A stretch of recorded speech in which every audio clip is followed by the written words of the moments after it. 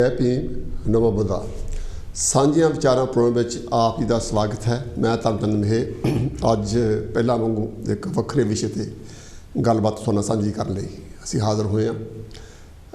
Programme के शुरू तो पहला मैं एक अर्ज़ कर दियां कि अज डॉक्टर हरीश मल्होत्रा जी मेरे नाल नहीं आए क्योंकि उन्होंने कोई जरूरी काम सीगा, इस करके उन्होंने नाल आपां नैक्सट वीक गलबात करांगे। अज जिहड़ा प्रोग्राम साडा है वो टोटली 14 अक्तूबर से है। 14 अक्तूबर जिहड़े लोग बाबा साहब नूं पढ़न वाले आ जां मनण वाले आ जां जिहड़े भारत की तरक्की दे चाहवान आ वो सारे 14 अक्तूबर का नाम जानते हैं। बाबा साहब ने 1935 विच 13 अक्तूबर नूं एक स्टेटमेंट दी सी कि मैं हिंदू धर्म च पैदा होया, मेरे वस की गल नहीं सी, लेकिन मैं हिंदू मरांगा नहीं, ये मेरे वस की गल है। उस स्टेटमेंट नूं उस कहने नूं उन्होंने 14 अक्तूबर 1956 नूं तकरीबन 21 साल बाद उन्होंने अपने कथन नूं पूरा किया। उस विषय ते ही आपां अज गल करनी है। उन्होंने जिहड़ी स्टेटमेंट थी उहदा जिहड़ा कारण सी उहदे पिछे बहुत वड्डी साडी इतिहासिक जिहड़ी साडी सफरिंग आ, सदियां तो सानू नीवा ना दे के साते तशद्दद करके सानू पछाड़िया गया, सानू गुलाम बनाया गया। अज भी तुसी देखते हैं कि कहण नूं तां साडे बहुत सारे लोगों नूं वो हिंदू कहंदे आ, लेकिन प्रैक्टिकल तौर पर नफरत का शिकार हो रहे हैं, रेप हो रहे हैं, कुटमार हो रही है, कम्मां की दिक्कत हो रही है। जानी जिद्दां गुलाम नूं संगलां नाल बन के रखिया हुंदा वो दिशा सी। बाबा साहब ने सारी जिंदगी उस गुलामी नूं खत्म करने लई, सानू आज़ादी वल तोरन लई पूरी जिंदगी च उन्होंने ये स्ट्रगल की, एक लड़ाई लड़ी जिहदा अंत उन्होंने इत्थे आके कीता कि सानू उस व्यवस्था तो निकल जाना चाहिए जिथे सानू नफरत मिलती है। जिहड़े ग्रंथां विच साडे प्रति जां औरतां प्रति घृणा दर्शाई गई होवे, माड़ा लिखिया होवे, माड़ा साडे ते वर्ताव करन नूं प्रेरित किया होवे लोकां नूं, ओह धर्म साडा धर्म नहीं हो सकता, वो धार्मिक ग्रंथ साडे धर्म ग्रंथ नहीं हो सकते। इस करके बाबा साहब ने 1935 बल्कि तो ज्यों जिंदगी विचरे उन्होंने ये एहसास होंदा गया कि भी जिहड़ी ये व्यवस्था हैगी है, जिहड़े हालात हैगे आ वो साडे हक विच नहीं है, असीं इन्हां नूं हक विच किदां करना है। इसे सोच नूं लैके उन्होंने अंग्रेज़ों दे नाल गल कीती, इसे ही सोच नूं लैके वो सियासत विच आए, इसे सोच नूं लैके उन्होंने बुद्ध धर्म की दीक्षा लई। आपां जिहड़ी गल करनी है वो दीक्षा दिवस ते करनी है। बाबा साहब ने क्यों फैसला किया जां बाबा साहब ने नागपुर ही क्यों सिलेक्ट किया, तो ये सारिया गल्लां आपां करनियां। अच्छा, मैं अपने अज दे जो साडे गैस्ट हैं एक गल मैं बहुत बारी अपने प्रोग्राम कर चुकिया कि जिहड़े बुद्ध धर्म के भिक्षु आ वो बहुत पढ़े लिखे और अपने धर्म के सारे पासियां तो माहर लोग होंदे हन। उन्होंने असीं साध या संत जी कह के असीं उन्होंने नहीं बुला सकते क्योंकि उन्होंने जिहड़ी एक तो धार्मिक तौर पर पदवी बहुत उच्ची है, दूसरी गल जिहड़ी उन्होंने क्वालिफिकेशन आ वो तुहानूं हैरान कर दिंदी है कि इन्ना पढ़ लिख के इन्ना सूझबूझ का मालक हो के भी उन्होंने ये जिहड़ा मिशन आ इनू फैलाउण लई काम चुकिया। जिहड़े अज आपां मिलदे पंत जी तेजवंत जी वो बेस्ड हैं वुलहम्पटन विच, इत्थे उन्होंने इंग्लैंड की यूनीवर्सिटी उन्होंने डबल MSc की है, तो वह धर्म के बहुत उगे प्रचारक हैं और बहुत धर्म बारे हर पक्ष तो और गोरियां भी अपने भी वो विचरते हैं, तो बहुत अच्छे प्रचारक हैं। अज आप उन्होंने थोड़े सामने करना। भंते जी, आपका बहुत बहुत धन्यवाद, आप मेरे कहने पर आज हमारे स्टूडियो आए, आपका बहुत थैंक यू। थैंक यू आपको भी धर्मचंद मेहे जी, और साथ ही साथ कांसी जो टेलीविज़न है हमको इनवाइट करने के लिए आप सभी को धन्यवाद। Thank you. स्रोतियो जिहड़ी अज दी जिहड़ी साडी कन्वर्सेशन हैगी, जिहड़ी साडी गल हैगी आ वो हिंदी विच होवेगी। मैनूं इस चीज़ का पक्का पता कि तुसीं गल जरूर समझोगे क्योंकि मैं सिर्फ था थी वरतना बाकी पंजाबी होनी सारी।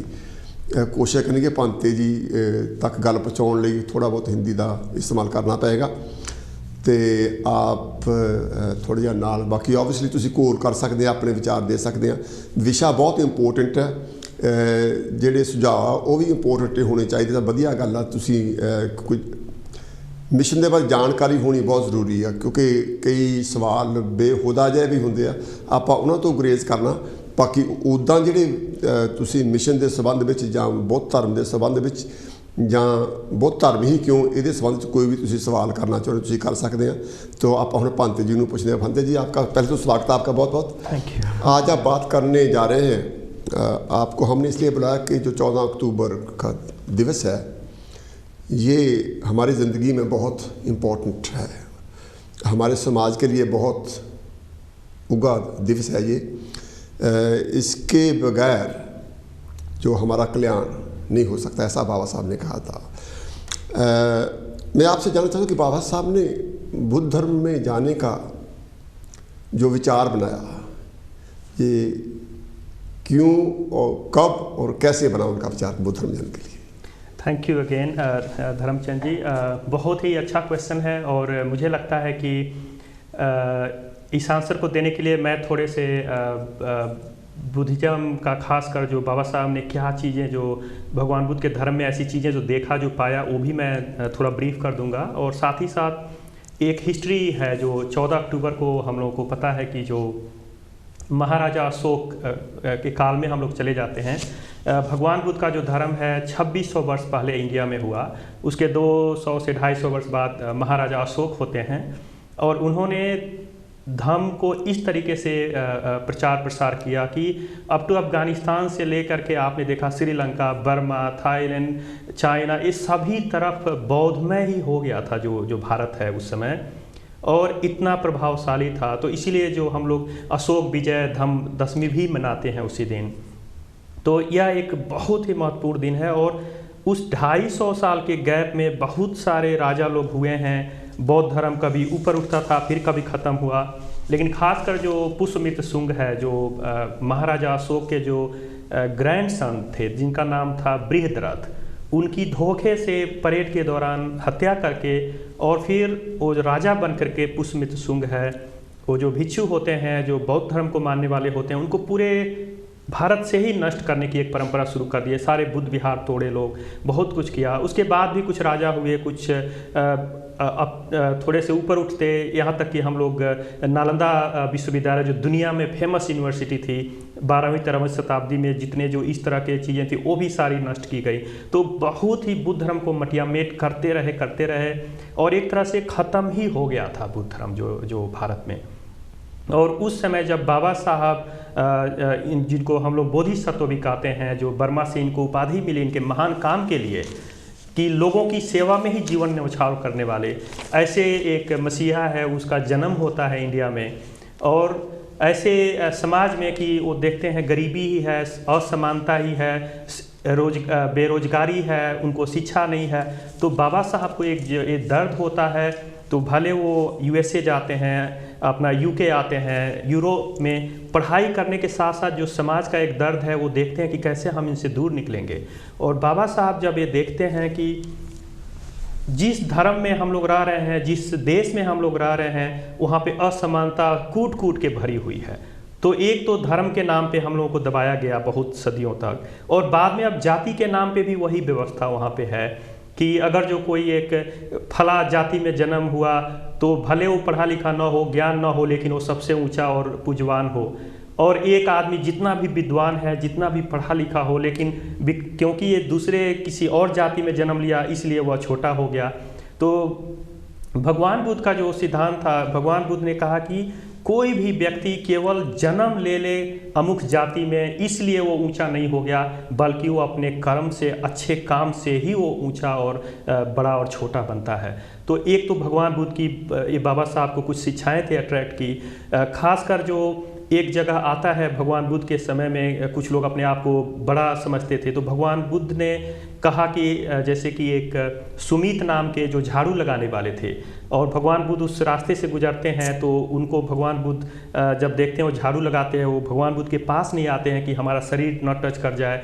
तो लोग मारेंगे हमको, लेकिन भगवान बुद्ध उसको गले लगाते हैं और उसको भिक्षु बनाते हैं, और तब वहाँ का राजा उसी देश का आकर के और उसको नमस्कार करता है। तो भगवान बुद्ध वहाँ ये दिखाते हैं कि हमारा जो भिक्षु संघ है या बौद्ध धर्म है, इसमें चारों दिशाओं से, क्योंकि 4 वर्ण व्यवस्था वहाँ बनी थी भारत में, तो भगवान बुद्ध उदाहरण देते हैं कि जैसे सरयू नदी, गंगा नदी, यमुना नदी, ये चारों आकर के जब समुद्र में मिलती है तो समुद्र का पानी खारा या नमकीन ही रह जाता है, उसमें कोई भिन्नता नहीं रह जाती है। इसी तरह से जब कोई बौद्ध धर्म में आता है किसी भी जाति, धर्म या समाज से, तो वह केवल बुद्ध ही या बौद्ध ही रह जाता है, उसमें कोई भिन्नता नहीं रह जाती है। तो एक ये है, और दूसरी जो है सबसे जो इम्पोर्टेंट कि स्वाभिमान, बाबा साहब ने एक समानता की बात की है कि जब तक हम लोग, जो एक परंपरा जो चली आ रही थी उसमें जब तक हम लोग फंसे रहेंगे, ना स्वाभिमान की ज़िंदगी जी सकते हैं और ना अपने मन से हम लोग सोच सकते हैं। तो यहाँ तक कि पैसे भी हो जाए, एजुकेशन भी हो जाए, लेकिन जो मन से अगर जो हम लोगों को इतना दबा दिया गया, तो जब तक अपना मन ऊपर नहीं सोचता है, ऊंचा नहीं सोचता है, तो ये मानसिक जो गुलामी है सबसे बड़ा रीज़न था कि बाबा साहब ने देखा कि कुछ भी हम लोग कर लें लेकिन तभी भी मानसिक गुलामी में हम लोग फंसे रहेंगे, और उससे निकलने के लिए, मानसिक गुलामी से मुक्ति करने के लिए उनके लिए बहुत ज़रूरी था कि बौद्ध धर्म को अपनाएं, जो समानता, भाईचारा उसकी बात करता है, लोगों में भेदभाव नहीं करता है, स्त्री पुरुष को समान अधिकार देता है,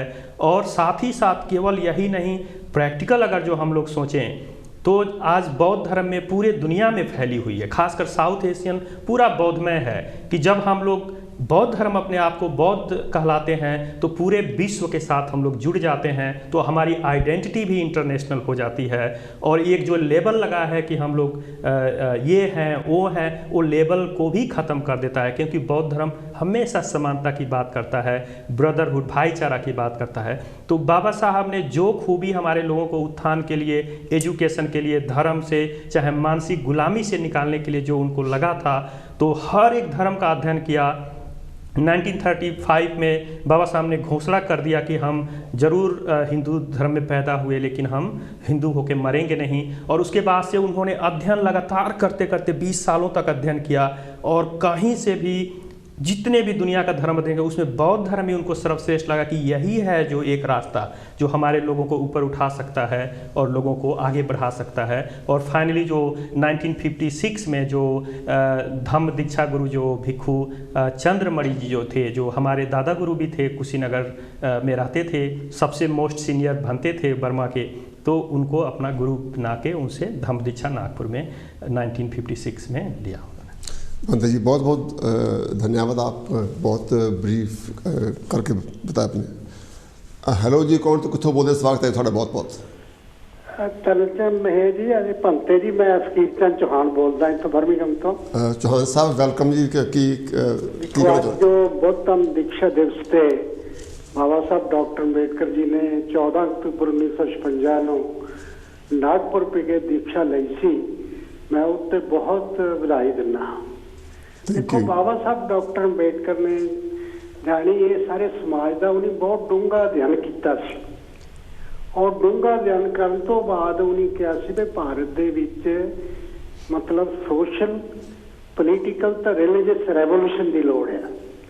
तद ही जानी उन्हें 1935 ਦੇ ਵਿੱਚ ਇਹ जानी ऐलान कर दिता सी भी हिंदू धर्म ये कई ना आ भी साडा धर्म नहीं, ये तो सानू गुलाम बनाने ਲਈ ਇਹਦੀ रचना की गई है।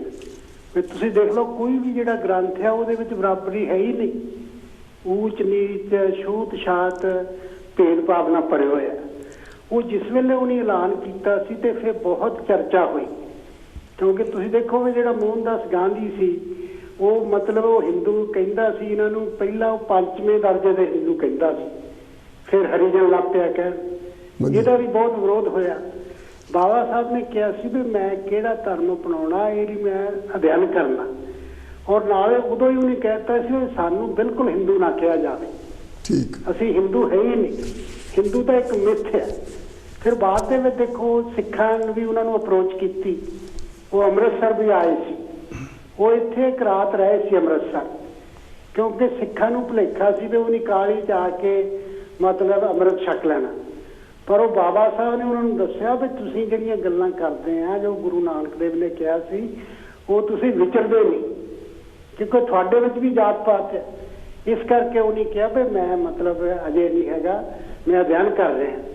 पर उन्हें इन्ना अध्ययन किया जी 1948 के विच उन्हें किताब लिखी है अनटचेबल, वो बिल्कुल साफ दसदी है भी जिन्होंने लोगों को अछूत बनाया गया पहला बुद्ध ही सी, क्योंकि जी मनु की रचना जी मनु सिमरती की रचना वो बुद्ध तो बाद हुई है, क्योंकि जो मनु सीगा बहुत धर्म का विरोधी सी। उन्हें उन्होंने लोगों को सजा देने लई उन्हें कहा भी मुड़ के कितने बहुत धर्म ना आ जाए और मनु सिमरती की रचना की। सो बाबा साहब ने स्पष्ट कर दिता सी भी साडा ये आदि धर्म बहुत धर्म है। और बाद दे विच तुसीं देखो भी उन्हें संविधान दे विच भी जो कुछ लिखिया वो बहुत धर्म तो प्रभावित होकर लिखिया। जिहड़ा अपना झंडा है नैशनल एल्बम है वो भी उन्होंने बहुत धर्म तो बना के उन्हें किया। पर तुसीं देखो भी जे जिहड़ी अपनी भारत दी सरकारां देखदे आ, जवाहरलाल नेहरू बहुत धर्म का कट्टर विरोधी सी, क्योंकि जिहड़े लोग आ ये उदां ही गल्लां करदे आ विदेशियों को खुश कर ले जी बहुत धर्म चंगा है, पर अंदरों तो नहीं कुछ किया ही नहीं।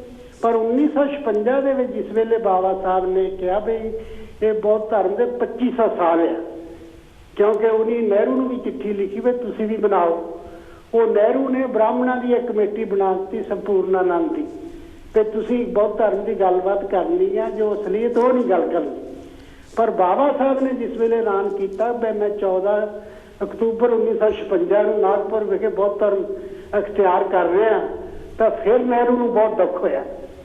और नाल उन्हें यह भी कहा भी मैं जानी बुद्धा धम्मा किताब भी लिख दी है। और नेहरू तो उन्हें कुछ ग्रांट भी मंगी सी, नेहरू ने जवाब दे दिता, उन्हें कहा भी असीं इदां दे ग्रांट की सपोर्ट नहीं कर सकते। पर जिस वेले बाबा साहब ने ऐलान किया कि मैं नागपुर विखे कला बौद्ध धर्म जिहड़ा बौद्ध धर्म पहले भी भारत देश बन चुका सी, पर मनु ने उत्ते हमला करके जिहड़ा उन्होंने विष्णु का 9वां अवतार बना दिता, एक हमला सी। वो बौद्धी इस चीज़ को समझ नहीं सके, वो बौद्ध धर्म को खत्म करने की चाल सी। उन्हें कहा भी जिहड़े बुद्ध सीगा वो तो एक तर्कशील सी, वो तो मानववादी सी। इस करके जी उन्हें कहा भी 22 प्रतिज्ञा जड़ियाँ करनियाँ, वो बाबा साहब ने 22 प्रतिज्ञा कीतियां। उन्हें कहा कि जो काल्पनिक हिंदू देवी देवते इन्हों मैं छड्ड रहा, मेरा एक नवा जन्म हो रहा है। सो अज का जो दिन है सानू प्रेरणा का दिन है, सानू प्रेरणा लैनी चाहिए है। और जो कुछ मतलब रुकावट आईयां जी साडे पोलीटिकल लीडर सी, क्योंकि वो बाबा साहब के नाल उदों खड़े सी, पर बाद दे विच उन्हें धम्म का जिहड़ा रेवोल्यूशन छड्ड दिता, क्योंकि वो RSS के चरनी पै गए, वो इंदिरा गांधी के चरनी पै गए, ये मूवमेंट रुक गई। पर मानवर कांशी राम ने इहनूं समझिया, उन्हें कहा कि तिन्ने रेवोल्यूशन ये भारत के लोग लियाउणगे, उत्थे पोलीटिकल रेवोल्यूशन भी आऊगा, बुद्धा धर्म भी आऊगा, सोशल रेवोल्यूशन भी आऊगा, और ये जी जात पात है टुटेगी। एक उत्थे यानी कास्टलैस और क्लासलैस सोसाइटी बनूगी। अज के दिन ते मैं बहुत आपको बधाई दिना हाँ। जय पीर, नमो बुद्ध। चौहान साहब ਤੁਹਾਡਾ बहुत बहुत थैंक यू, ਤੁਸੀਂ बहुत ਵਧੀਆ विचार पेश किए।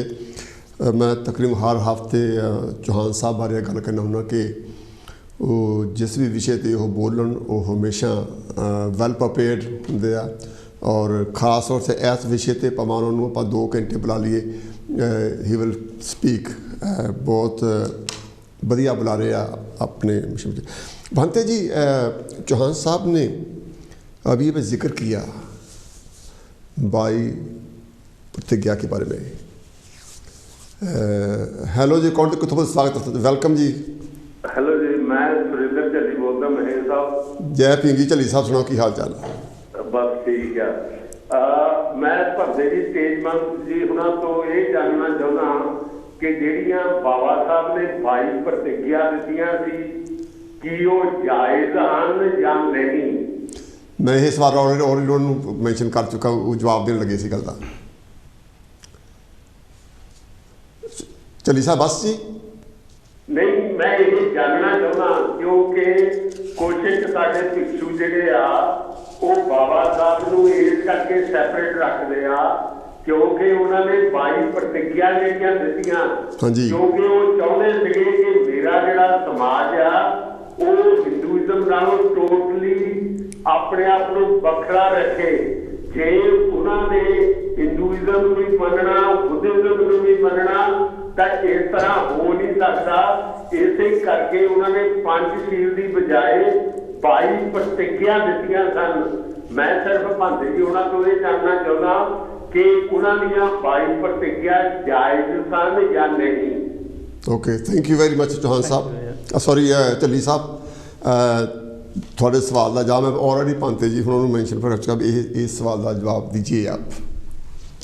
तो थैंक यू चल्ली जी आपको फ़ोन के लिए। और जैसा कि महेश जी हम लोग डिस्कशन कर रहे थे जो 22 प्रतिज्ञा, क्योंकि बात है कि बाबा साहब ने जो 22 प्रतिज्ञा दी है उसको ठीक से अंडरस्टैंडिंग करने की, और कहीं ना कहीं हम लोगों को लगता है कि बहुत सारे लोग बिल्कुल कहा जाए तो पढ़ भी देंगे, लेकिन 22 प्रतिज्ञा का जो मूल है मैंने क्या पाया है कि भगवान बुद्ध का सिद्धांत, जैसे कि उसमें पंचशील के बारे में भगवान बुद्ध ने बताया, जो भगवान बुद्ध ने बताया है, जो बेसिक प्रिंसिपल है बुद्धिज्म को जो फॉलो करते, और बाबा साहब ने उसी को ही 22 प्रतिज्ञा में रखा। जैसे कि शराब नहीं पीना, चोरी नहीं करना, व्यभिचार नहीं करना, झूठ नहीं बोलना, तो ये पंचशील के ही पार्ट्स हैं। बाकी हम 22 प्रतिज्ञा की और थोड़ा आगे जाते हैं तो उसमें बाबा साहब ने मेंशन किया कि हम शील का पालन करेंगे, समाधि की पालन करेंगे, प्रज्ञा की पालन करेंगे, हम 10 पारमिताओं का पालन करेंगे। तो जब हम भगवान बुद्ध की बातें समझते हैं, जो शील है, समाधि है और प्रज्ञा है, इसी को हम लोग 4 आर्य सत्य या इसी को हम लोग आर्य अष्टांगिक मार्ग भी कहते हैं। तो इसके अंदर जो भगवान बुद्ध ने ज्ञान प्राप्त हुआ जब बुद्ध गया में 35 साल की उम्र में, और उनका महापरिनिर्वाण जो 80 साल की उम्र में होता है, तो उसके बीच में 45 साल का जो गैप है उसमें भगवान बुद्ध ने जितना भी कुछ बताया है वो 4 आर्य सत्य और आर्य अष्टांगिक मार्ग, जिसको बाबा साहब ने शील समाधि प्रज्ञा, और भगवान बुद्ध ने भी उसको शील समाधि प्रज्ञा कहा है, तो वो 22 प्रतिज्ञा में इंक्लूड है। तो हमारे नज़र में तो जो भी व्यक्ति पंचशील का पालन करता है, शील समाधि प्रज्ञा पे चलता है, तो शील तो हो गया जो रहन सहन जो भी जो उसमें 5 शील कहते हैं। समाधि का मतलब है प्रैक्टिस मेडिटेशन की होती है, अपने मन को प्योरीफाई, और ज्ञान का मतलब हो गया है कि दुनिया के बारे में, अपने बारे में, या जिसको हम एनलाइटनमेंट कहते हैं, वो एक्चुअली चीज़ें क्या है उसके बारे में असली ज्ञान हो जाना, जिसको हम लोग कहते हैं अनुभव का ज्ञान। तो जब ये हो जाता है तो हम लोग एनलाइटेंड हो जाते हैं। तो निश्चित रूप से बाबा साहब ने उसको एलेबोरेट किया है, जो भगवान बुद्ध की बेसिक जो प्रिंसिपल है, जो मेन प्रिंसिपल है, तो इसलिए वो अच्छी चीज़ें हैं, हम लोग को प्रैक्टिस करनी चाहिए। अच्छा, मैं उनका जो सवाल था वो शुरू जो पहले प्रतिज्ञा शुरू होती है उसमें आता है कि मैं विष्णु को नहीं मानूंगा, मैं ब्रह्मा को नहीं मानूंगा, उसके वो क्लैरिफाई करना है कि क्या आप उससे सहमत हैं या नहीं है।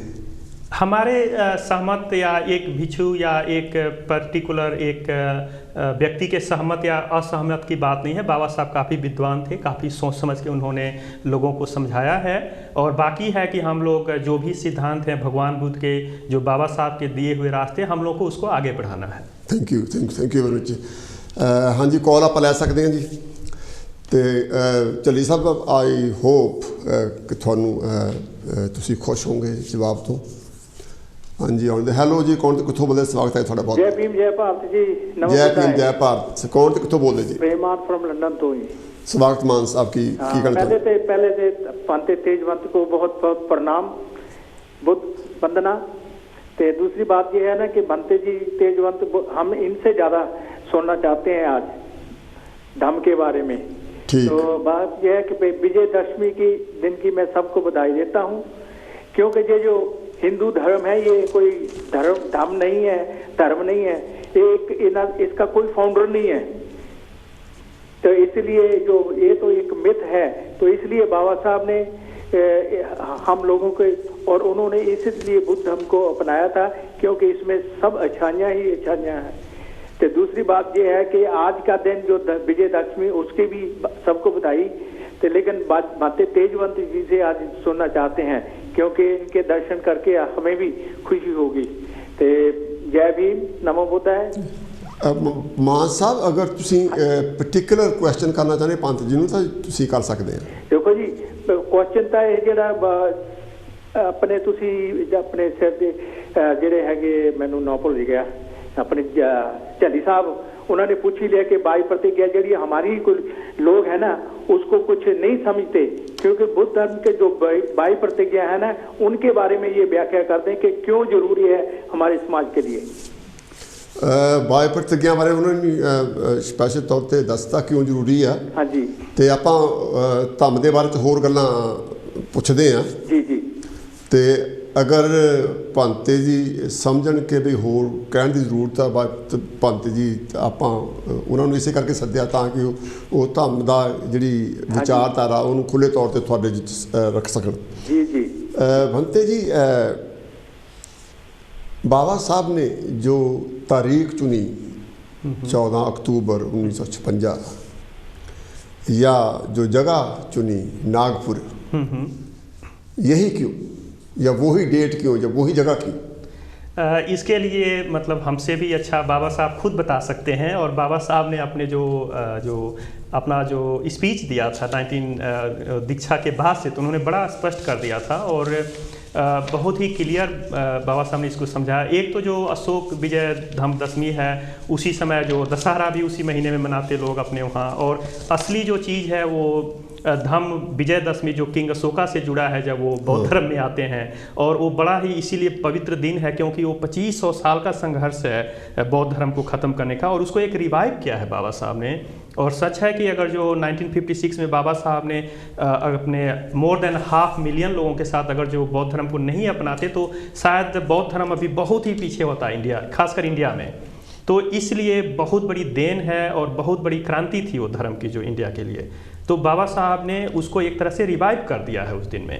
और जो नाग जो शब्द है बहुत ही पाली में प्रचलित है, जो खासकर जो जब हम लोग त्रिपिटक पढ़ते हैं कि जो नाग जो लोग हैं, और जो तो इसको ही हम ये लोगों ने जो आर्य जो लोगों ने आक्रमण किया उसको अनार्य बना दिया। भंते जी के कोल ले। हेलो जी, कौन तो कितों बोलते? स्वागत है। हेलो मेरे साहब एंड नमस्कार। हाँ जी, जय भीम, जय गुरुदेव। जय भीम। सुमन साहब की कहना चाहते? मेरे साहब जो अज तुसी जिस टॉपिक पे मेनली गल करते हो, हाँ जी, मैनू मतलब धर्म के वाला ज्ञान तो नहीं है, I am not very good student and that topic. Okay.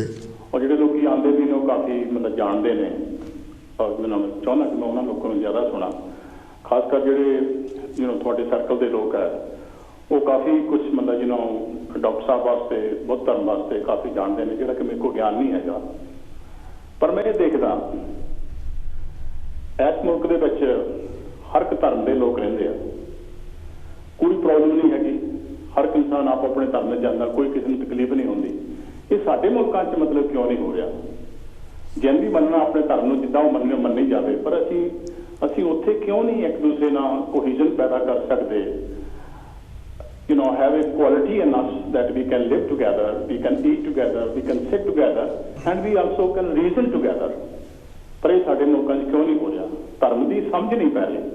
Problem ये आ, जे मैं कहना कि मैं हिंदू हाँ, फिर वो कहते तू किहड़ा हिंदू हाँ? जे मैं कहना मैं सिख हाँ, फिर वो कहते तू किहड़ा सिख है? जे मैं कहना मैं मुसलमान है, तो वो कहते मैं तू किहड़ा मुसलमान है? जे कहना मैं क्रिश्चियन हाँ, फिर तू किहड़ा क्रिश्चियन है? तू प्रोटेस्टेंट है, कैथोलिक है, क्या है?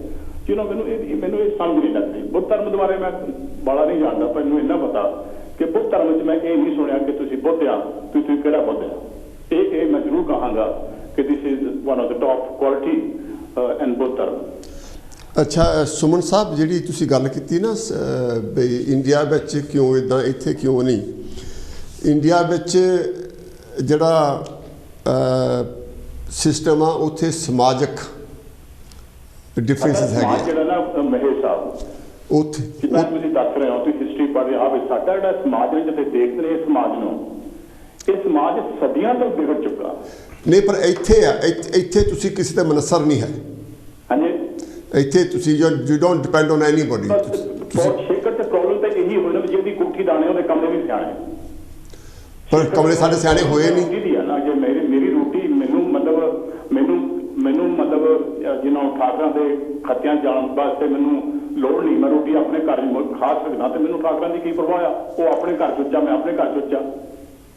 प्रॉब्लम सिस्टम के प्रॉब्लम तो ये चीज़ आ have and not have they which साडी जिहड़ी सिस्टम है इसे करके तो है कि साझीवालता इसे करके देखो हर इंसान की, पर साडा जिहड़ा सिस्टम है it is based on totally capitalist system. हर इंसान की सोच जिहड़ी आ वो तुसीं सिख धर्म है सब तो मेरे मुताबिक, क्योंकि मैं पंजाबी होने करके सिख धर्म पढ़िया करके तो इन्ना मैं अटैच है, कोई शक नहीं, I am very proud of it. पर ਇਹਦੇ ਵਿੱਚ ਵੀ ਤੁਸੀਂ ਜਾ ਕੇ ਦੇਖੋ ਜਿਨ੍ਹਾਂ ਲੋਕਾਂ ਦੇ ਹੱਥ ਵਿੱਚ ਆ ਬਾਬਾ ਨਾਨਕ ਦੀ ਫਿਲਾਸਫੀ, ਉਹ ਲੋਕੀ ਖੁਦ ਨੰਬਰ 1 ਕੈਪੀਟਲਿਸਟ ਆ। ਉਹਨਾਂ ਨੂੰ ਸੋਸ਼ਲਿਜ਼ਮ ਕਹਿ ਦਿਓ ਤਾਂ ਉਹਨੂੰ ਸਭ ਲੱਗ ਜਾਂਦਾ, ਉਹ ਕਹਿੰਦੇ ਇਹ ਤਾਂ ਕਮਿਊਨਿਸਟ ਹੈ। ਮੈਨੂੰ ਸਮਝ ਨਹੀਂ ਲੱਗਦੀ ਕਿ ਵੀ ਸਿਸਟਮ ਕਦ ਬਦਲੇਗਾ। ਪਰ ਜਿਹੜੇ ਪੋਲੀਟੀਸ਼ੀਅਨ ਆ, ਜਿਨ੍ਹਾਂ ਲੋਕਾਂ ਨੇ ਸਾਨੂੰ ਲੀਡ ਦੇਣਾ ਸੀ ਉਹ ਕਰਪਟ ਹੋ ਗਏ, ਜਿਨ੍ਹਾਂ ਨੇ ਸਾਨੂੰ ਰਸਤਾ ਦਿਖਾਉਣਾ ਸੀਗਾ ਉਹ ਕਰਪਟ ਹੋ ਗਏ। 70 ਸਾਲ ਦੇ ਵਿੱਚ जो पहला देखो असी है ना हम तो शिखर से आके कहने नेहरू माड़ा सी, फलाना माड़ा सी, उन्होंने इरादे नहीं सी माड़े, पर उनकी सिचुएशन समझ के देखो, महात्मा गांधी की सिचुएशन समझ के देखो, कोई मैजिक रो गई थी वो वैसे टच करके कह रहा तुम अज अनटचेबिलिटी खत्म होगी। ਇਹਦਾ ਪ੍ਰੋਸੀਜਰ ਸੀ, ਸਟੈਪ ਸੀ, ਉਹ ਹੌਲੀ ਹੌਲੀ ਸੀਗਾ। ਮੈਂ ਨਹੀਂ ਕਹਿੰਦਾ, ਮੈਂ ਖੁਦ ਕਹਿੰਦਾ ਕਿ ਮੈਨੂੰ ਇੰਨਾ ਗਿਆਨ ਨਹੀਂ ਹੈਗਾ ਜਿੰਨਾ ਇਸ ਕਾਲਰ ਆਉਂਦੇ ਆ ਜੋ ਗਿਆਨ ਰੱਖਦੇ ਆ।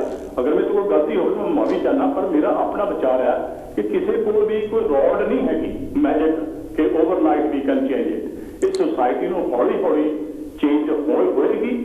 ਅੱਜ ਜੋ ਜਾਗਰਤੀ ਆਈ ਆ, ਮੈਂ ਕਹਾਂਗਾ ਕਿ ਜਿਹੜੀ ਇਹ ਲੜਕੀ ਕੁਰਬਾਨੀ ਕਰਕੇ ਗਈ ਆ, ਤਾਂ ਇਸ ਕੁਰਬਾਨੀ ਨੇ ਅੱਜ ਮੁੜਦੇ ਲੋਕਾਂ ਨੂੰ ਜਗਾ ਦਿੱਤਾ। ਉਹ ਇੱਕ ਦਿਨ ਬਿਲਕੁਲ ਉਸ ਮੁਲਕ ਦੇ ਉਸ ਸਿਸਟਮ ਨੂੰ ਜਾਂ ਉਸ ਸਿਸਟਮ ਨੂੰ ਚੇਂਜ ਆਉਣਾ ਹੋਊਗਾ, ਨਹੀਂ ਉਹ ਸਿਸਟਮ ਖਤਮ ਹੋ ਜਾਏਗਾ। ਇਹ ਉਹਨਾਂ ਦੀ ਆਪਣੀ ਚੋਇਸ ਆ। ਮੈਂ ਤਾਂ ਇਹੀ ਕਹੂੰਗਾ ਕਿ ਜਿਹੜੀ ਲੜਕੀ ਆ ਇਹਦੇ ਮੋਨੂਮੈਂਟਸ ਬਣਨਗੇ ਇੰਡੀਆ ਦੇ ਵਿੱਚ, ਔਰ ਲੋਕੀ ਜਾ ਕੇ ਇਹਨੂੰ ਵਾਸ਼ਿਪ ਕਰਿਆ ਕਰਨਗੇ ਜਿੱਦਾਂ ਆਰਕ ਜਿਹੜਾ ਫਰਾਂਸ ਦੀ ਜਿਹੜੀ ਔਰਤ ਸੀ ਜੌਨ ਆਫ ਆਰਕ, ਅੱਜ ਦੁਨੀਆ ਉਹਨੂੰ ਜਾ ਕੇ ਉਹਦੇ ਪੈਰਾਂ 'ਚ ਫੁੱਲ ਚਾੜਦੀ ਆ। ਇਸੇ ਤਰ੍ਹਾਂ statue of Liberty new York ਕਿਹਾ, ਇਹ ਲੜਕੀ ਦਾ ਇੱਕ ਦਿਨ ਉਸ ਮੁਲਕ ਦੇ ਵਿੱਚ ਉਹੀ ਲੋਕ ਬੁੱਤ ਬਣਾਉਣਗੇ, ਉਹੀ ਲੋਕ ਉਹ ਜਾ ਕੇ ਉਹਨੂੰ ਪੁੱਛਣਗੇ ਕਿ ਤੂੰ ਇਸ ਸਮਾਜ ਨੂੰ ਬਦਲਿਆ। ਇਸ ਸਮਾਜ ਨੂੰ ਬਦਲਣਾ ਪੈਣਾ, ਸੋਚ ਬਦਲਣੀ ਪੈਣੀ ਆ ਸਾਨੂੰ, ਧਾਰਮਿਕ ਸੋਚ, ਹਰ ਸਟਰਕਚਰ ਸਾਨੂੰ ਬਦਲਣਾ ਪੈਣਾ। ਸਾਨੂੰ ਇਹ ਜ਼ਰੂਰ ਐਕਸੈਪਟ ਕਰਨਾ ਪਊਗਾ ਕਿ ਸਾਨੂੰ ਜਿਹੜੀ ਆਪਣੀ ਸੋਚ ਆ ਉਹਦੇ ਵਿੱਚ ਬਹੁਤ ਤਬਦੀਲੀ ਲਿਆਉਣ ਦੀ ਲੋੜ ਹੈ। ਸਾਰਿਆਂ ਨੂੰ ਮੈਂ ਪਹਿਲਾਂ ਕਿਹਾ ਕਿ ਨਾ ਮੇਰੇ ਸਾਹਿਬ ਕਿ somehow ਮੈਂ ਕਹਿੰਦਾ ਕਿਸੇ ਤਰੀਕੇ ਨਾਲ somehow we have to create ਉਹਦਾ ਜਿਹੜਾ ਤਰੀਕਾ ਆ, ਉਹ ਭੰਤੇ ਜੀ ਨੇ ਜਿਹੜੀ ਗੱਲ ਦੱਸੀ ਕਿ ਜਦੋਂ ਤੁਹਾਨੂੰ ਪਤਾ ਕਿ ਵੀ ਜਿਹੜਾ ਸਾਡਾ ਇਸ ਵੇਲੇ ਬਲੀਵ ਆ ਉਹਦੇ ਵਿੱਚ ਸਾਨੂੰ ਰਿਸਪੈਕਟ ਨਹੀਂ ਮਿਲਦੀ, ਫਿਰ ਅਸੀਂ ਜ਼ਬਰਦਸਤੀ ਕਿਉਂ ਉੱਥੇ ਬੈਠੇ ਹਾਂ, ਉੱਥੋਂ ਟਰਾਈ ਸਮਥਿੰਗ ਐਲਸ। ਦੇਖੋ ਜਿੱਥੇ ਨਾ ਜ਼ਿਆਦਾ ਪ੍ਰੋਬਲਮ ਪਤਾ ਕੀ ਆ, ਜੇ ਨਾ ਕਿਸੇ ਕੌਮ ਦਾ ਬੇੜਾ ਕਰ ਕਰਨਾ ਹੋਵੇ, ਕਿਸੇ ਆਰਮੀ ਦਾ ਬੇੜਾ ਕਰ ਕਰਨਾ ਹੋਵੇ, ਤੇ ਉਹਦੇ ਗਲ ਵਿੱਚ ਧਰਮ ਦਾ ਜਨੂਨ ਪਾ ਦਿਓ। ਜਿੰਨਾ ਚਿਰ ਸਾਡੇ ਮੁਲਕ ਦੇ ਵਿੱਚੋਂ ਇਹ ਧਰਮਾਂ ਦੇ ਜਨੂਨ ਨਹੀਂ ਨਿਕਲਦੇ, ਉਹਨਾਂ ਚਿਰ ਉਹ ਸਿਸਟਮ ਨੇ ਨਹੀਂ ਬਦਲਣਾ। ਰਾਈਟ, ਆਸਤਾ ਆਸਤਾ ਬਦਲੇਗਾ। ਐਜੂਕੇਸ਼ਨ ਤੁਸੀਂ ਆਪਾਂ ਠੀਕ ਹੈ, ਜੋ ਅਸਲ 'ਚ ਨਾ ਜੋ ਕੁਛ ਹੋ ਰਿਹਾ, ਹੋ ਸਕਦਾ ਉਹ ਲੜਕੀ ਦੀ ਕੁਰਬਾਨੀ ਬਹੁਤ ਮਿਲੀਅਨ ਲੋਕਾਂ ਦੀ ਜ਼ਿੰਦਗੀ ਸਵਾਰ ਜਾਵੇ, ਉੱਥੇ ਬਹੁਤ ਸਾਰੇ ਲੋਕਾਂ ਨੂੰ ਮੁੜ ਕੇ ਜਾਗਰਤ ਆ ਜਾਏ, ਅਸੀਂ ਮੁੜ ਕੇ ਪਛਾਣੀਏ ਕਿ ਇਹ ਰਸਤਾ ਸਹੀ ਨਹੀਂਗਾ, ਇੱਕ ਦੂਸਰੇ ਦੀ ਕਦਰ ਕਰਨਾ ਚਾਹੀਏ। ਪਰ ਢਾਂਚਾ ਇੰਨਾ ਮਤਲਬ ਡੀਪ ਰੂਟਡ ਹੋ ਚੁੱਕਾ ਜਿਹਨੂੰ ਕੱਟਣਾ ਬਹੁਤ ਮੁਸ਼ਕਲ ਆ। ਦੇਖੋ ਤੁਸੀਂ ਜਿਹਨੂੰ ਉੱਥੇ 800 ਮਿਲੀਅਨ ਤੇ ਹਿੰਦੂ ਰਹਿੰਦਾ, ਕੱਟੜ ਰਹਿੰਦਾ, ਤੇ ਉਹਨਾਂ ਨੇ ਬੁੱਧਿਸਟ ਨਹੀਂ ਬਣ ਜਾਣਾ, ਨਾ ਕਿਸੇ ਨੇ ਸਿੱਖ ਬਣ ਜਾਣਾ, ਪਰ ਸਾਨੂੰ ਉੱਥੇ ਇੱਕ ਸਾਰੇ ਸਮਾਜ ਨੂੰ ਰਲ ਕੇ ਸਾਨੂੰ ਇੱਕ ਐਸਾ ਢਾਂਚਾ ਪੈਦਾ ਕਰਨਾ ਪਊਗਾ ਕਿ that we can live together, we can eat together, we can mix together and also we can reason together। ਇਹ ਨਹੀਂ ਕਿ ਮੈਂ ਮੇਰੀ ਮੇਰੇ ਸਾਹਿਬ ਦੇ ਨਾਲ ਕੋਈ ਮੇਰਾ ਤੋਲ ਘਾਟ ਆ ਗਿਆ ਤਾਂ ਮੈਂ ਉਹਦੇ ਗੱਲ ਤੱਕ ਮੰਨੋ। We have to sit down accordingly, we have to discuss accordingly and we could reason together so that we can live together। ਇਸ ਮੁਲਕ 'ਚ ਸਭ ਕੁਝ ਹੋ ਰਿਹਾ, ਇਸ ਮੁਲਕ 'ਚ ਕਿਉਂ ਮਤਲਬ ਲੋਕੀ ਇੱਕ ਦੂਜੇ ਦੀ ਗੱਲ ਨਹੀਂ ਪੈਂਦੇ, ਕਿਉਂ ਧਰਮ ਦੇ ਜਨੂਨ ਦੇ ਵਿੱਚ ਲੋਕੀ ਕਿਉਂਕਿ ਸਿਸਟਮ ਅੱਛਾ, ਇਮਾਨਦਾਰ ਜਿਹੜੇ ਪੋਲੀਟੀਸ਼ੀਅਨ ਹੈ ਇਮਾਨਦਾਰ ਲੋਕ ਆ, ਮੁਲਕ ਨੂੰ ਚਲਾਉਣ ਵਾਲੇ ਲੋਕ ਸੰਸੀਰ ਆ। ਤੁਹਾਡੇ ਸਾਹਮਣੇ ਸਾਡੇ ਮੁਲਕ ਦੀ ਪ੍ਰੈਸ ਨੂੰ ਕਰੈਕਟ ਕਰਨਾ ਪਊਗਾ। ਜਿੰਨਾ ਇਸ ਵੇਲੇ ਗੰਦ ਖਿਲਾਰਿਆ ਉਹ ਸਾਡੇ ਪੋਲੀਟਿਕਸ ਦੀ ਜਿਹੜੀ ਪੋਇਜ਼ਨ ਆ, ਜਿਹੜੇ ਪ੍ਰੈਸ ਜਿਹੜੀ ਫਰੀ ਕੀਤੀ ਹੋਈ ਆ, ਉਹ ਖਿਲਾਰੇ ਹੈਗੀ ਆ। ਉਹਨੂੰ ਜ਼ੁਬਾਨ ਬੰਦ ਕਰਨੀ, ਦੇਖ ਉਹਦੇ ਸਭ ਕੁਝ ਹੋਏਗਾ। ਲੋਕੀ ਜਾਗੜਾ ਨੇ, ਮੇਰਾ ਆਪਣਾ ਯਕੀਨ ਆ ਉਸ ਮੁਲਕ ਨੂੰ ਜਾਂ ਤੇ ਉਹ ਮੁਲਕ ਸਰਵਾਈਵ ਕਰੂਗਾ ਤੇ ਨਹੀਂ ਉਹ ਫਿਨਿਸ਼ ਹੋ ਜਾਏਗਾ, ਨਹੀਂ ਤਾਂ ਇਹਦਾ ਨਾ ਇੱਕ ਅੱਧਾ ਸਥਾਨ ਨਹੀਂ ਬਣੇਗਾ। ਅੱਗੇ ਤਾਂ ਲੋਕੀ ਕਹਿੰਦੇ ਖਾਲਿਸਤਾਨ ਬਣੂਗਾ। ਇਹ ਜਿਹੜੇ ਗੁਜਰਾਤ ਤੋਂ ਯੂਪੀ ਤੋਂ ਗੁੰਡੇ ਲਿਆ ਕੇ ਨਾ ਜਿਹੜੇ ਦਿੱਲੀ ਬਿਠਾ ਰਹੇ ਆ, ਇਹਨਾਂ ਨੂੰ ਇੱਥੋਂ ਛਿੱਤਰ ਮਾਰ ਕੇ ਲੋਕੀ ਕੱਢਣਗੇ ਤੇ ਉਹ ਮੁਲਕ ਸੁਧਰੇਗਾ ਔਰ ਇੱਕਦਮ ਕੱਢਣਗੇ। ਮੇਰਾ ਯਕੀਨ ਹੈ ਆਪਣਾ, ਮੈਨੂੰ ਪਤਾ ਕਿ ਇੰਡੀਆ ਦੇ ਵਿੱਚ ਦ ਫੋਰਸਿਸ टॉपिक कंसंट्रेट करना चाहिए आपको। आप बहुत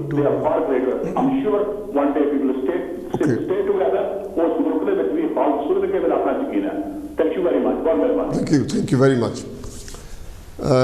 सुमन साहब ने अपने व्यू रखे कि बई जिहड़े धर्म ये बेड़ागर करते आ। बाबा साहब ने पूरी जिंदगी का निचोड़ कढ़िया कि भी जिहड़ी साडी गुलामी का कारण असी गुलाम किद्दां होए, साडी आ जिहड़ी दुर्दशा ये किहदे करके है, बीमारी की सी, बीमारी दसी, डायगनोज की, बाद च इलाज दसिया। बाबा साहब ने कहा कि थानू वो जिहड़ा धर्म आ वो चों निकलना पऊगा ताकि तुहाडे विच बराबरता की भावना पैदा होवे, तुसीं बराबर की गल कर सको।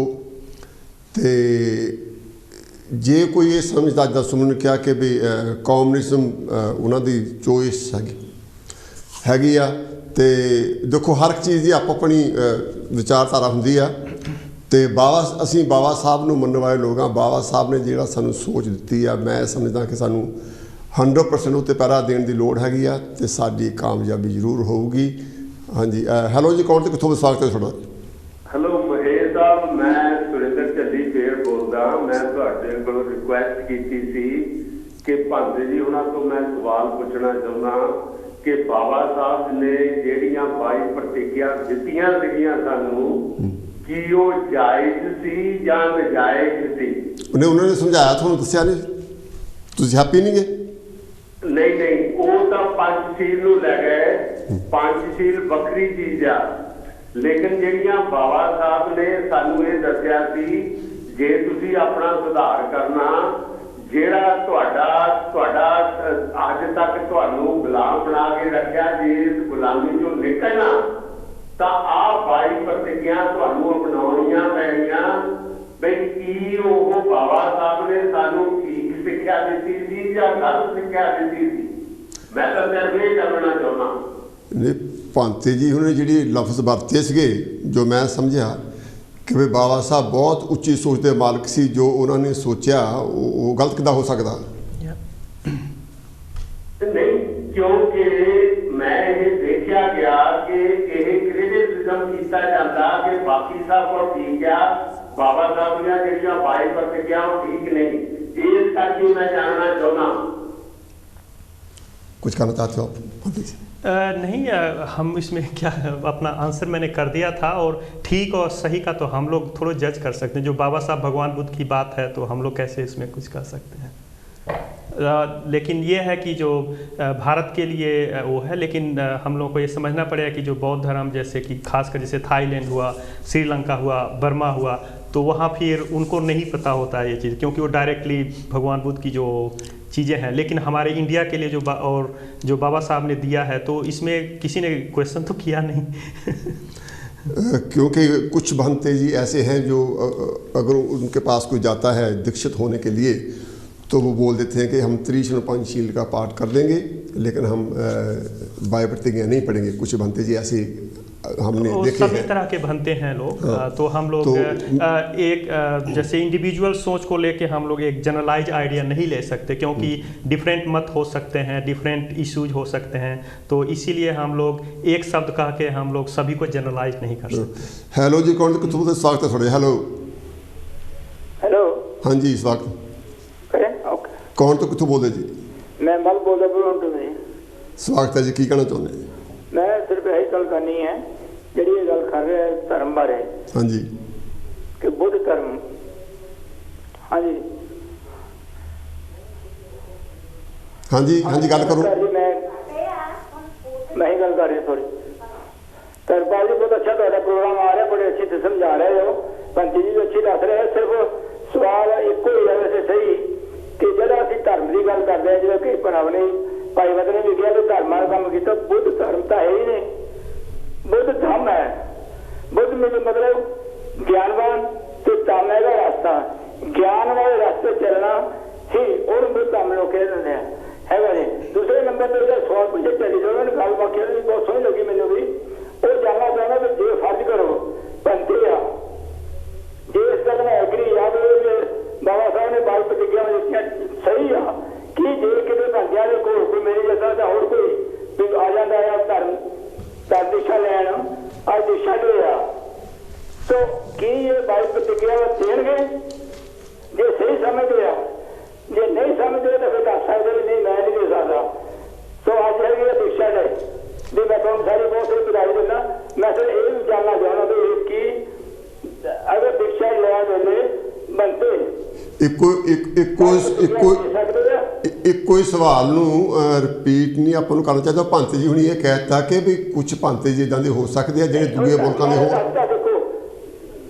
ਗੱਲ ਸੁਣੋ ਤੁਸੀਂ ਜੀ, ਮੈਂ ਇਹ ਨਹੀਂ ਕਹਿੰਦਾ ਜੋ ਮੈਂ ਗੱਲ ਪੁੱਛੀ ਆ ਉਹ ਆ ਕਿ ਕਿਉਂਕਿ ਜਦੋਂ ਵੀ ਕੋਈ ਦਿਸ਼ਾ ਲੈਂਦਾ ਹੈ ਉਹ ਪਿੱਛੋਂ ਕੋਲ ਜਾਂਦਾ ਆ।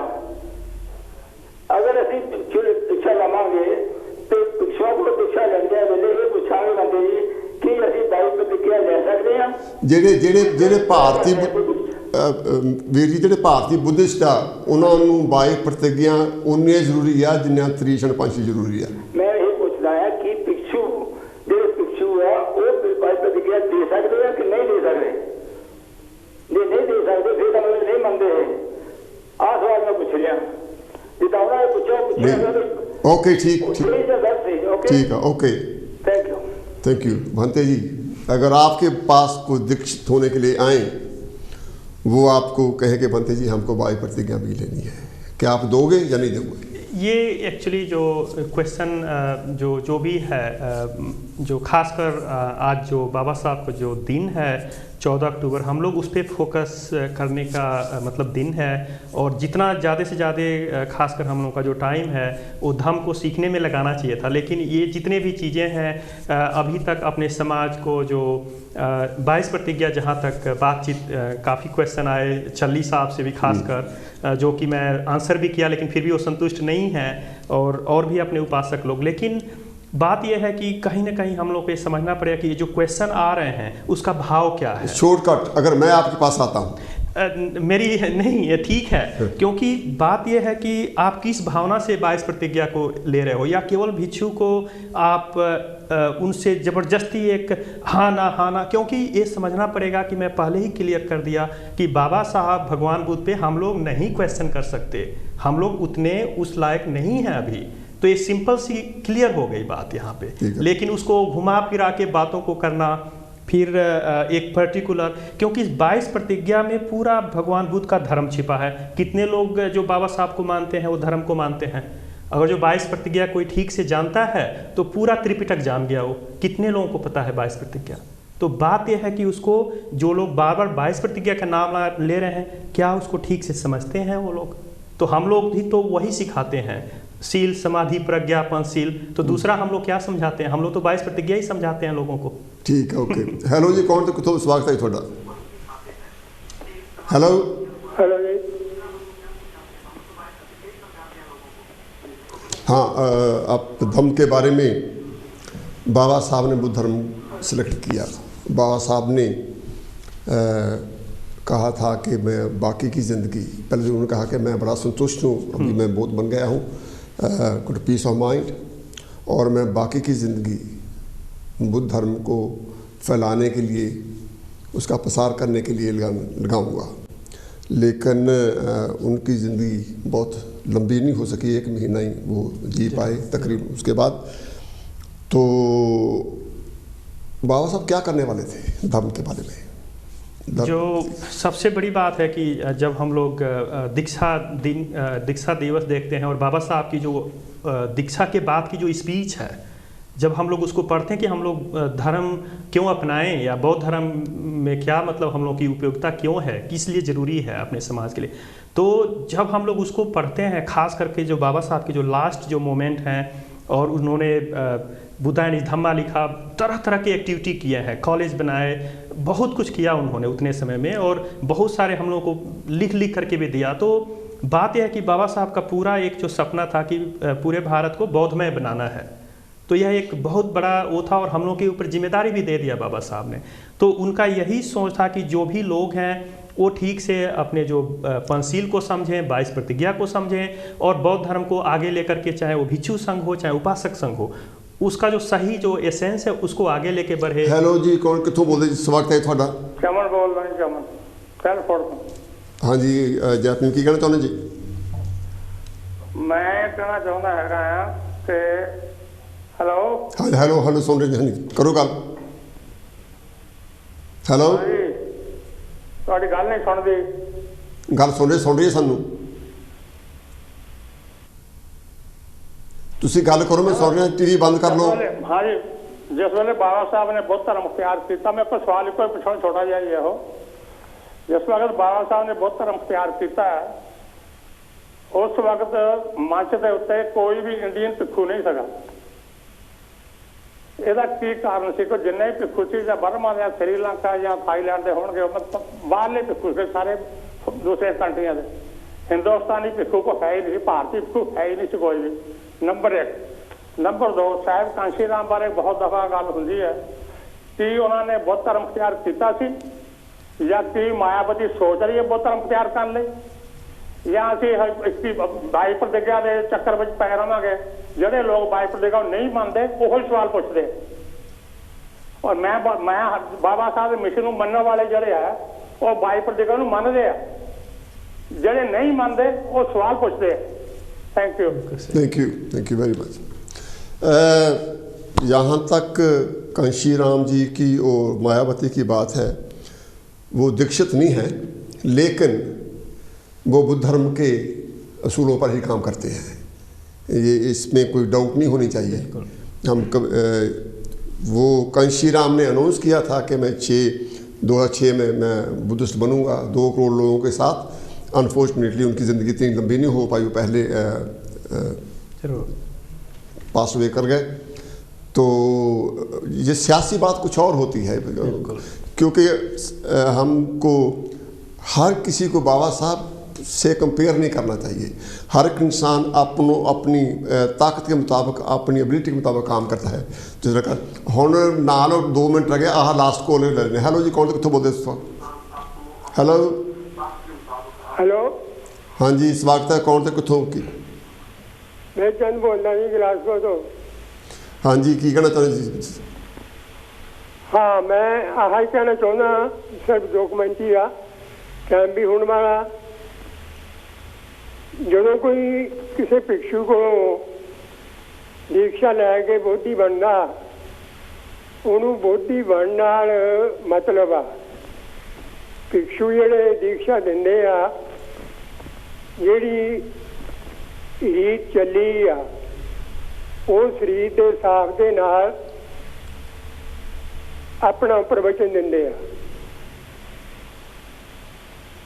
जिहड़ी गल हैगी आ कि कसमां खान दी बाबा साहब ने जिहड़ा लिखिया, जदों कोई बुद्ध धर्म नूं पढ़ लैंदा, किताबां पढ़ लैंदा, ऑटोमैटिक ही वो कसमां उहदे अंदर जाग पैंदियां, उन्हां नूं फॉलो करदा आ। इहनूं हाईलाइट करन दी मेरा ख्याल जिहड़ा करन दी कोई जरूरत नहीं है। चली उन्होंने अपने चाल उन्होंने सही गल की भी ये माड़े जे इदां दी गल्लां जिहड़ियां ओही करदा जिहड़ा कि बोधी नहीं है। जिहड़ा किताबां पढ़ लैंदा पंते उन्हां कोलों दीक्षा लै लैंदा, वो ऑटोमैटिक ही उहदे अंदरों सारा कुछ धो हो जाता।